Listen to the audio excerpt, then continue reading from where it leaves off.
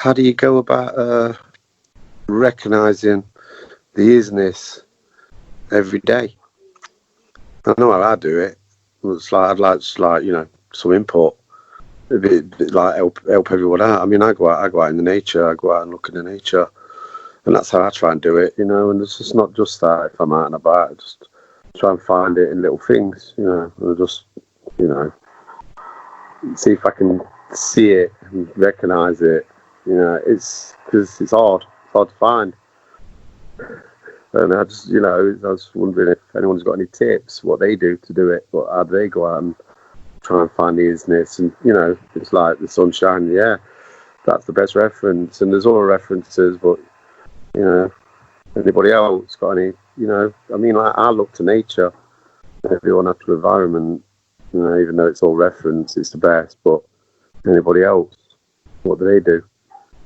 Be interesting to share, chat about, help each other out. Pearce and everyone. I know personally I tried to keep in the forefront of my mind that it's all aware and staying open to that awareness and communicating with it. However, the communication comes about, whether that's through watching the animals or through my intuition or through something someone says.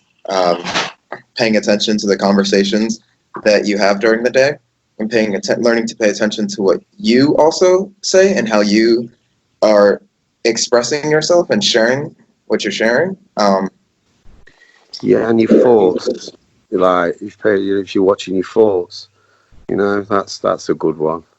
I find out, watching what you're thinking, and just I like taking objective view.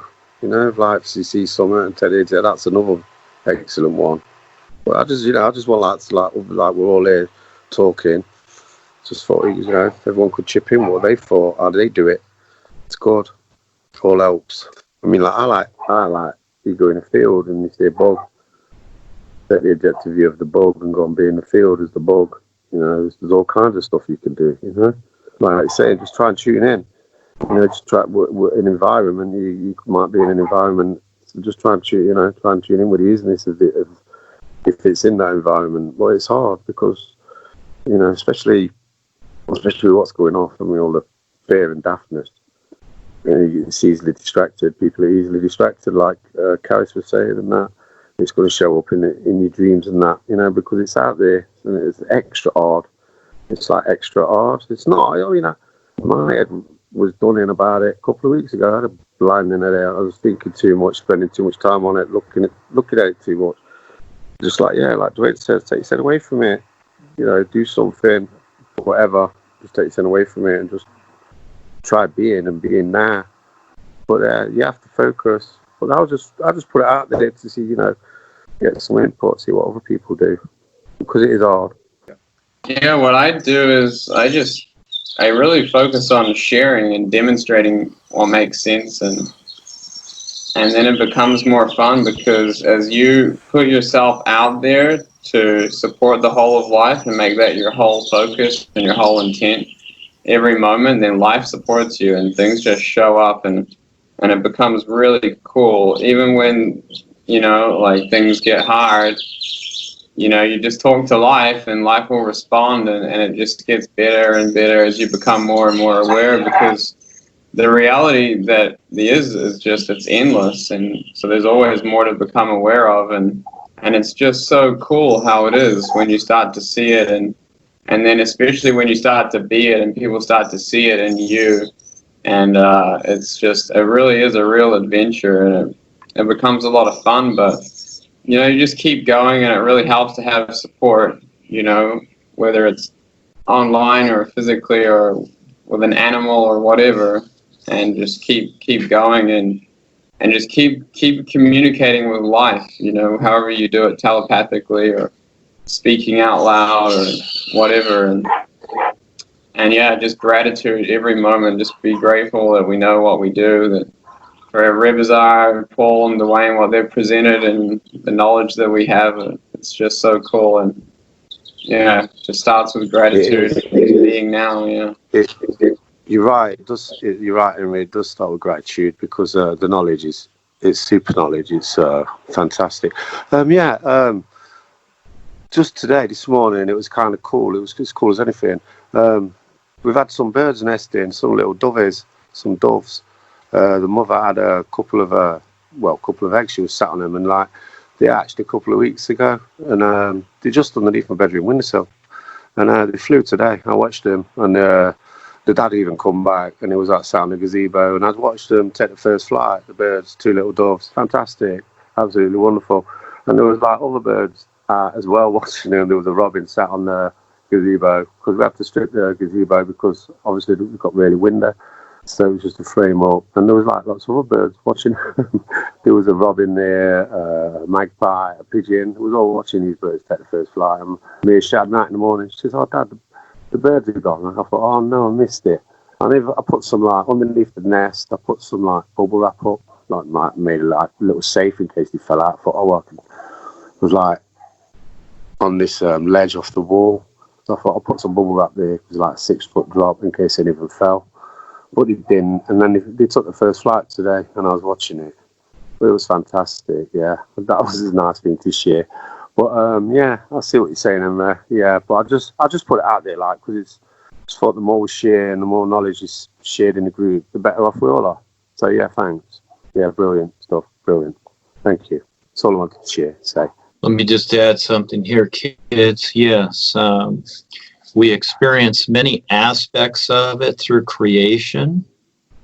And the reality, here's the fun part, when you kind of discover and start to explore and learn to consider, okay, what can't be considered, all right, that's the reality of the is. And from that, we experience the aspects of it. But the reality is something you cannot consider. So the challenge is to see this reality. And it's really in the silence is where it comes from. From that comes the sound and the light. But the best part is the real support is actually when you let go. In other words, we're in creation, we do things. I do things too. I like to keep busy, etc.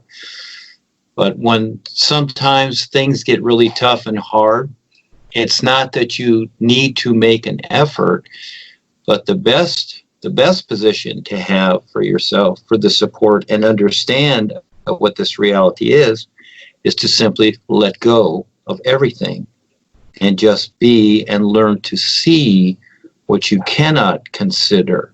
You see? So you have those things that you do consider. Those are the aspects of it. But the reality that the is, you cannot consider it. You learn to see and recognize it. That's the whole of it. That's the best part, which supports everything. Vesna, did you have anything you'd like to share with us? Nevertheless, what Duane just said and the previous people is very real. So we push something in order to get the result, and when it does not happen, it is it's wiser to stop pushing, because what's going on is we resist the existing situation, and what we resist tends to persist. So maybe it will be, in those words, it may be a little bit easier for newcomers to understand. But only when we just let go, then the new opportunities open. In a sense, all the opportunities all the options are open all the time. But when we choose a particular one, then we are not able to recognize the rest of it. So then it's best to let go and just be still, and then eventually we will be able to see the new one. That's it. Thank you. you tend to find, I do with me anyway, that your physical body will very often give you little twinges and little aches and things in response to anything you're clinging to, and so you can experiment with these things and practice even playing with some ideas and seeing how it affects different parts of your body, and then what it feels like when you release them and let them go. So in a way, you can use your physical body as a almost like a way of determining the sort of ideas you're clinging to, be they mental or emotional, and also you can get very specific with it as well. So as you go along with your process, you tend to sort of when you start to work through your personal self, you start to discard all the ideas and the outdated notions that you've had up for the longest time, and you start to get down to far few of them, and so it's very easy then to determine and pinpoint exactly what the ones are as they impact you on a day-to-day and moment-to-moment basis. Cool, thanks, Kevin. Yeah, Henry and I play around with that sometimes too, listening to the different signals coming from the physical body and how they relate to the other bodies, and depending on what ideas that you're going through and working through at the moment, and how they're relating through the different bodies here. Yeah, you can really learn from a lot here in this simulation, in this cause and effect creation. Yeah. Do you.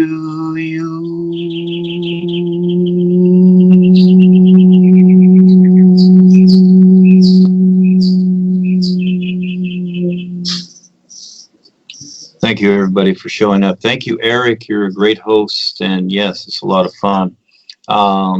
Next time, everybody bring some songs, some stories, and get ready to share. That's the fun part. We like to hear what you're doing. We're doing a lot here. I'm doing groups every day. Everybody keep up. I'm giving people hints as to what's going on. Watch the world. It's going to get more interesting. It's going to get a lot funnier too, so be ready. This is your big chance to wake up, be brave, be real, have fun. We'll see you soon. Thank you, Eric. Thank you, Henry, and everybody. We'll see you next time.